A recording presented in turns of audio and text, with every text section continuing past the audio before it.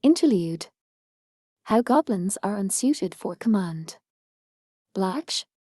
Haven't you found them yet? In a rage, the ogre kicked over the pile of rubble he had been using for a stool. In the middle of a crowd of goblins who were diligently keeping their distance in hopes of not getting swept up in their leader's anger was one who was prostrating himself as he made his report. The ogre wasn't fond of such displays of obsequiousness, but he was fond of knowing his subordinates were completely subjugated to him. Goblin, after all, was practically a synonym for betrayer. As ignorant and stupid as they were, they thought they were the greatest things in the world, and that all others were nothing but nuisances. They are useful, though, if you know how to use them. Battle fodder, that was what they were good for. That capacity, at least, the ogre had to acknowledge. They were innumerable, and ideal for turning loose upon a foe for indiscriminate rampage. And if they did get it into their heads to rebel, there wasn't a goblin alive who could kill an ogre. None of this would have been possible with dark elves. Dark elves? This was another item on the list of things that annoyed the ogre. The honored demon lord acknowledges one of his commanders. In a word, the battle had been a complete disaster. The human assassin who called herself the hero had been cutting down generals one after another, their plan dying with them. The battle in which the armies of order and chaos confronted each other to settle matters on the field had been lost as well, and the demon lord had been destroyed. The ogre, bereft of his forces, had fled to the mountains with cries of "This is not defeat, but truly, the howl of a dog brought to heel." Such were the words of the dark elf who had appeared before him, a man who cloaked himself in a superficial courtesy masking a rich contempt. The ogre's standard response to such treatment would have been to tear the person limb from limb while still alive, and then feast on his innards.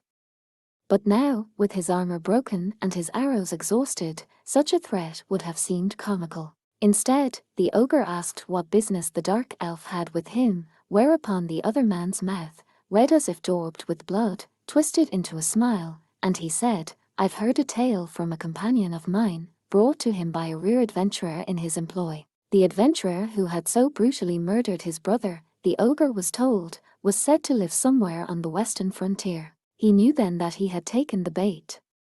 That he had become the dark elf's pawn. He knew he would be nothing more than a decoy to distract from whatever the dark elf was planning. But so what?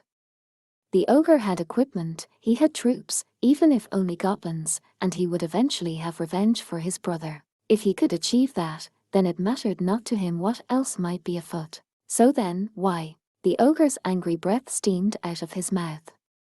The snow just kept falling, the air was still freezing, and the goblins' morale was as low as it had ever been.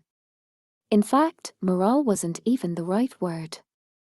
They simply didn't want to do anything. Tired of tormenting the prisoners. He gave the gibbering, whining goblin a good scowl, sending the creature running away pell-mell. The goblins acted tough, sure, when they were busy abusing someone weaker than them. Arg, there was nothing to be done with them. No doubt their heads were full of resentment at having followed the ogre here. If I knocked down that big lummox and made myself the chief, there would be hot food and women to spare, each would be thinking. Idiocy. Idiocy that would be pounding on the insides of those tiny heads. I can't bring myself to ask what they think. He cast his gaze on the desolate village, hemmed in by ashen snow, when in the distance, there came another scream. It sounded like a pig about to expire, but he knew it was the agonized yell of a woman on the verge of death. Curse and damn these goblins. Perhaps he should murder a few as an example. And he very nearly did, but then he shook his head, thinking better of it. Yes, that's the way. Yes, there was another plan. Goblins, being goblins, saw things from a lower angle than he did. An example might be just what they need. Chapter 5. In the cave, a monster's shadow. The adventurers chose not to wait for nightfall, but to climb the northern mountain immediately. Happily, we've expended only a single spell, Lizard Priest said as easily as if he were talking about how to cook dinner. I believe our best opportunity may be to strike first and bring the matter to a close. There were no objections. As soon as apprentice cleric and priestess had finished praying for the departed souls of the hairboy and the Sasquatches, they set out. Thankfully, if one could say that, the difficulty of this path was vastly less than the challenges they had faced on the way to the village. They don't give two thoughts to where they are walking, Hairfolk Hunter complained from the head of the party. And indeed, the Sasquatches appeared to have simply brushed aside trees as they went. That at least made the way flat and easy and so clearly marked they couldn't get lost even in the blizzard. Priestess let out a relieved breath, but she still didn't relax too much. Is their home very far? Nah, Hairfolk Hunter replied with a hop, pointing with one furry finger. Look, it's right over there. Through the blowing snow, a single dark point stood out against the cracks of the mountain, spreading like a stain. A cave. How typical, High Elf Archer remarked, peering at the entrance and flicking her ears. Can you hear anything? Priestess asked. Is that music? She frowned. Drums, I think. Just a tuneless pounding, like dwarfs at a drinking party. Lay off. Better than sipping daintily at our wine like a bunch of elves. Dwarf Shaman gave an annoyed tug of his beard and slurped down some wine. Something about it does bother me, though. And what's that? The sprites. It's well and good for the ice and snow sprites to be dancing, but they've really let themselves go. No inhibitions at all. Well, yeah, it is winter. High Elf Archer puffed out her chest as if to emphasize what a silly worry this was, but Dwarf Shaman gave her a look as if she were human. My point is, they aren't preparing to welcome the sprites of spring. He sighed and took another drink. Then he passed the jug to Lizard Priest, who had been silently observing the cave entrance. I thank you, the lizard said, taking a noisy drink. So what you are saying is that you've no sense that spring is coming at all. Not around here, at any rate. Lizard Priest grunted soberly. A matter of life and death, indeed. So that's why those Sasquatches are riding high, High Elf Archer said with a frown. Even among the flower-loving, nature-cherishing elves, she had especially high and bright spirits. She naturally preferred spring and summer to winter. But she wouldn't have tried to append the cycle of nature in order to have them. To struggle was one thing. Inventive measures for surviving the season, fine, too. But not destruction. The elves knew that no one, whoever they be, could or should control nature. Here in these mountains, a seed of chaos was blooming, something an elf could not abide. I guess we can't just hack and slash our way through this one, Priestess said, concerned. Cutting one's way through a horde of goblins was difficult enough. And much more so other monsters. But listen, Rookie Warrior said. Controlling the seasons like that, is it even possible? Well, in strict terms, it's not impossible. Not impossible, Dwarf Shaman answered, taking another drink from the jug Lizard Priest had returned to him. An especially powerful sprite user might be able to, or one of the more famous wizards. Doesn't sound like there's much hope for us, then, High Elf Archer said with a shrug. I doubt you can stand up to one of the more famous wizards, dwarf. Anvils can't talk. Oh, what? It's true, isn't it? The argument began. As it threatened to beach itself on their normal topics, Priestess gently cleared her throat. Lizard Priest took note of it, and Priestess flushed. Anyway.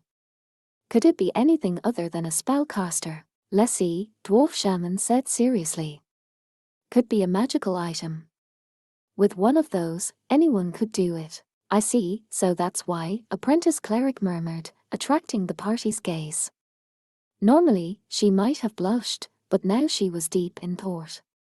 The handout from the Supreme God. Hey, it said to go and get something, didn't it?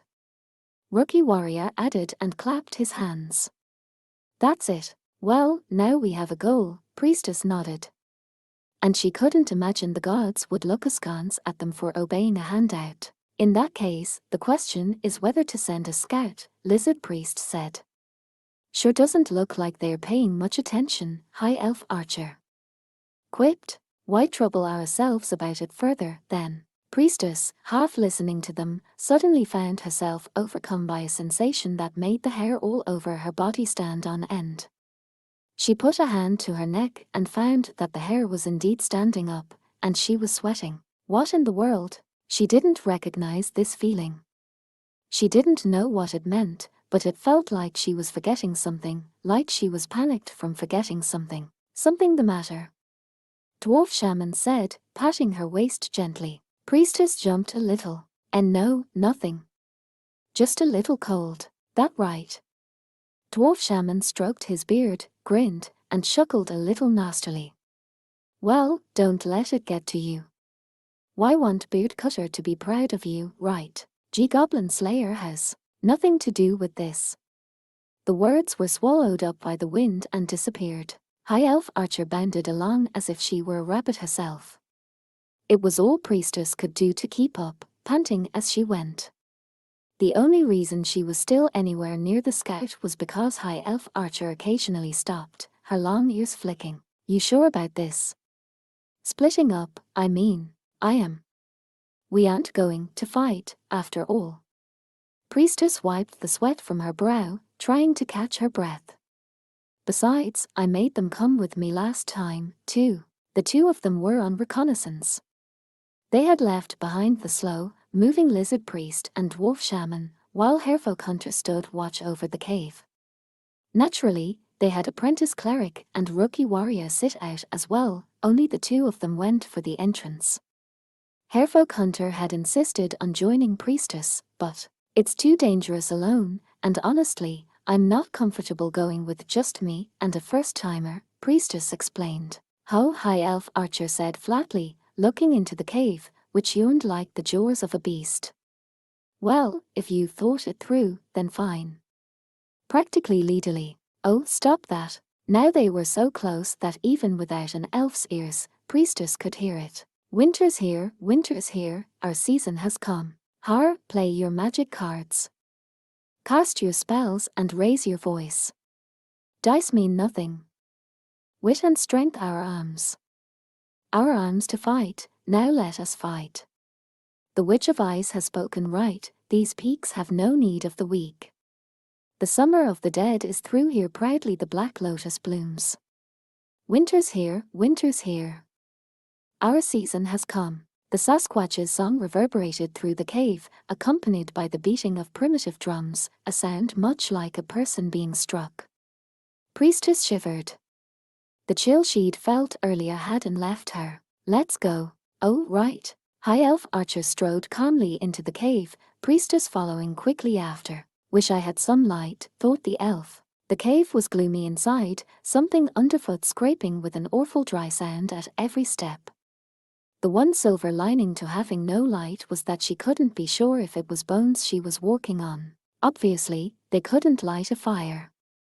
Unlike one of their usual goblin slaying expeditions, they couldn't afford to be noticed now. The lingering, nauseating smells were all odors Priestess didn't recognize. Big beasts and their fur. Rotting meat and organs, and the stench of blood. A completely different set of smells from the reek of goblins and their filth. It was completely different, she realized to her chagrin. A reminder that this was a Sasquatch den. Priestess realized the rings on her sounding staff were clinking. It was because of her shaking hands. Why? That was the thought that consumed her. Priestess forced her hands to be still. I'm scared. She felt a terror she hadn't experienced even when facing down the Sasquatch earlier.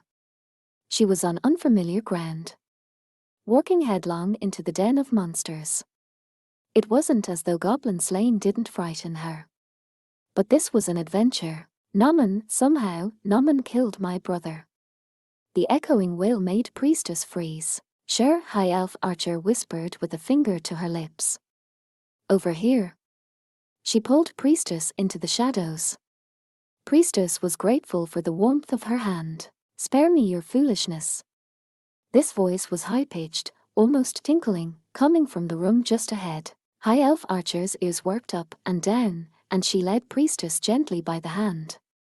There appeared to be a fire burning in the next chamber, and Priestess peeked in tremblingly, as discreetly as she possibly could. If no man did it, are you confessing to doing it yourself? A woman, white of skin and hair. The scant clothing she wore was white as well, as was all her jewelry. The only thing that wasn't white lay just below her high-tied hair, eyes that glowed red as blood. The white woman was standing by a rocky outcropping, surrounded by Sasquatches. The fire seemed not to be there for warmth, but simply to provide light. The shadows of torches danced here and there, playing over the woman's body. The Sasquatches were holding strange drums. Priestesses, I was drawn to one in particular that looked out of place beside the primitive altar. It glinted dully in the firelight. She could tell it was made of metal. It was certainly not something a bunch of man-eating Sasquatches should be pounding on in a cave. That's it. She knew instinctively. That had to be what they were after. Remain steadfast. After all I've done to put the sprites of spring to sleep. And steal the bunny's little treasure. Their what? What could she be talking about? Priestess considered, then shook her head. No. It was more important to listen than to think right now. But, sis, why think that devil was telling the truth? One of the Sasquatches asked, nibbling on bones that might have been hairfolk or human. It was impossible to tell. That if the demon lord comes back, the whole world will have winter forever. One can only wonder, the white woman answered and then snorted. I suppose he sees it as an excellent excuse to use us for his own ends, but that's all right with me. Meanin', we simply use him as well. A cold smile crept over her face. We eat the rabbits to build up our strength, and then we destroy those devils. Great idea. That's our sis for ya. Well, if you believe me, then beat those drums. It will all avail nothing if spring comes back. You got it. And then the pounding increased. The roar was almost overwhelming, a wave of sound. No, in fact, it was like being trapped in a blizzard. Priestess blinked furiously, hugging herself as she shivered. With things like this, it just might work. She didn't know what treasure the woman had been alluding to, but considering what the party had available to them, there was a way. It was just like the underground ruins they'd visited once upon a time. Stupor and silence. Put them to sleep, quiet all sound, and then, in one fell swoop, Priestess smiled bitterly to herself. She was just copying his strategy wholesale. I didn't think I relied on him quite that much. Hey, come on. High Elf Archer said sharply, pulling on Priestess's sleeve. Her ears were laid back, and even in the darkness, she was obviously pale. What's wrong? I'm trying to think of a plan. Forget the plan, let's go. She wasn't going to brook any objections. High Elf Archer took Priestess by the wrist and began leading her straight out of the cave. Her grip was so tight it hurt, and Priestess's voice slipped out. Oh wow. Just what on earth is the matter? Didn't you notice? Notice what? Priestess cocked her head. Had she missed something about the enemy's fighting strength, or some other crucial factor? That woman, she didn't cast a shadow, huh? Priestess, proceeding toward the entrance at a quick jog, glanced behind herself. The pounding seemed to follow her, though it was quieter now. That nameless chill ran down her neck again. A white woman, the Witch of Ice. Indeed, this was altogether different from goblin hunting. I don't know who or what the Witch of Ice really is, but the treasure she mentioned, I think it's probably an arrow. Hairfolk hunters' ears wiggled when the story came out. Even back at the crevice, the sounds could still be heard. The adventurers looked at each other when they caught the singing. My father's arrow, is there something special about it? Apprentice cleric asked. Uh-huh. Hairfolk hunter nodded. Way long ago, a messenger of the supreme god came to our village bearing a silver arrow and some medicine. We kept that stuff around, Hairfolk hunter said bluntly. Priestess bit her lip. It was easy to picture the brave hairman trapper going off with the heirlooms of his ancestors in hand to save the village, and being destroyed in the process. A silver arrow and medicine. So the arrow is lost now, Priestess said. It need not necessarily be so, Lizard Priest said calmly. Everyone looked at him, and he continued somberly, "What makes fearsome game so difficult to hunt is not the killing, but that you must overcome your own fear in order to hunt it at all." Meaning? Dwarf Shaman stroked his beard. What, exactly? The name Witch of Ice clearly implies she is a spellcaster. Perhaps she has investigated and sealed up this arrow, so it might still be there after all. Harefolk hunters' ears bounced. They quickly came down again, though. "Oh, but what is it?" Rookie Warrior asked. "There's more to the story. It's not just the arrow," the hare said, hanging their head. "Dad took the medicine, too. Was it something rare?" Priestess asked. "Yeah," Harefolk Hunter replied, and then spread out furry paws. "According to the legend, you need a witch's hair and a lotus blossom, and then maybe you mix them with a black pearl or something. Ho." Apprentice Cleric puffed out her cheeks and made a face. Priestess herself was probably doing the same.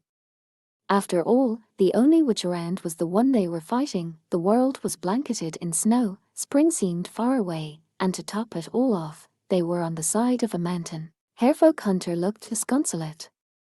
"But without those things, they say we'll never be able to expunge the evil." Sounds like a job for a dwarf. High Elf Archer chirped, pointing at Dwarf Shaman. "Listen, you," he grumbled, but he nonetheless started digging through his bag of catalysts with his stubby fingers. "It's not like I carry every blamed thing under the sun in here. Let's see." He pulled out a bottle of dried flowers, a glistening black gem, and a long black thread. There. A lotus blossom, a black pearl, and a witch's hair. If why don't he know the proportions, we can just throw 'em all together. Oh look, you do have them." High Elf Archer sniffed and puffed out her chest proudly. Priestess added, smiling uneasily. "That hair. It doesn't happen to belong to—" "Oh no, not her," Dwarf Shaman said with a rumbling laugh. "I bought it from a witch hunter. He claimed she'd been spreading illness in some village." "Still sounds kinda twisted," High Elf Archer remarked with a guffaw. "You need what you need," Dwarf Shaman shot back. "Unlike those of us who just fritter away our money. Do you have any idea how hard I work to get this black lotus? Oh, please. I buy the things I want because I want them. And I'm saying you're wasting your money, Anvil." Priestess wasn't exactly thrilled to see them arguing, but she nonetheless put a hand to her chest in relief. "So if we can get the arrow, we might be able to manage something," Harefolk Hunter said, bringing furred hands together happily, and Priestess nodded. "In that case," she said, thinking, "the question is, where's the arrow?" They didn't have long to spend searching. The next day the Sasquatches would come again, and more hare people might be eaten. If we have to search every corner of that cave complex, it would take more time than they had. She didn't know if it was natural or man-made, but it was clearly home to a lot of branching paths. And if the Sasquatches lived there, she could imagine it having a lot of rooms. No time. Priestess bit her lip. He had told her that there was always a way, but what did she have in her pocket? Was there anything? A witch, Rookie Warrior mused, arms crossed. Then he exclaimed, "Hey! I've got it. That's it." "What's it?" "Stop shouting." Apprentice Cleric jabbed him with her elbow, then frowned even more at his yell of "Yetch. Those Sasquatches will notice us," she hissed. "And no, listen," Rookie Warrior said, rubbing his side. "That thing. The thing we got way back." "What?" "Oh." It took her a second, but then Apprentice Cleric realized what he was talking about and dove for her bag. "Not this, not that." She practically turned the pouch inside out, irrelevant trinkets flying everywhere. Priestess picked up an old comb, brushing the snow off it with a smile. She had been the same way once. Here it is." Apprentice Cleric finally came up with a much burnt-down candle. "Our seeking candle. Is that magic?" High Elf Archer got up close to it, her nose twitching as if to take in the smell. "I'm surprised you have one of these." Didn't you two have better things to buy? Someone gave it to us, apprentice cleric said, unable to completely hide her shyness. I'm so glad we didn't use it up. So the matter is settled. Lizard priest looked toward them with a slow motion of his long neck. We enter, we reclaim the silver arrow, and finally, we kill our foe. Yes. As strategies go, it was simple and direct. High Elf Archer smiled pleasantly. I don't think it'll be as easy as all that, but considering what we know, Dwarf Shaman said with a gulp of wine, do you have a better idea? I'm not a big fan of difficult things. You guys? When Hairfolk Hunter shot down that idea, Apprentice Cleric and Rookie Warrior looked at each other. Well, that's, Apprentice Cleric said. The two of us, we've always just hunted rats in the sewers, Rookie Warrior added. The debate went on. It lasted for ages. No, Priestess realized, it only felt like that to her. It hadn't actually been that long. It was simply that people get tired when an argument goes on with no conclusion. Especially in cases like this, with no obvious right answer. I wonder what's going on, Priestess found herself thinking. This sort of thing had been so rare before. Why hadn't it happened until now? There was one obvious answer. Goblin Slayer. If nothing else, he made decisions quickly. It wasn't that he was never uncertain. Priestess had realized that during the battle in which they had burned down a mountain fortress. But even so, he decided. He acted. That had to be the key. In that one respect, her first party had been the same way. They could have spent time conferring and preparing. But if they had, the kidnapped woman wouldn't have survived. And so, she thought, their judgment then had been right. Let's do it. She clutched her sanding staff and nodded.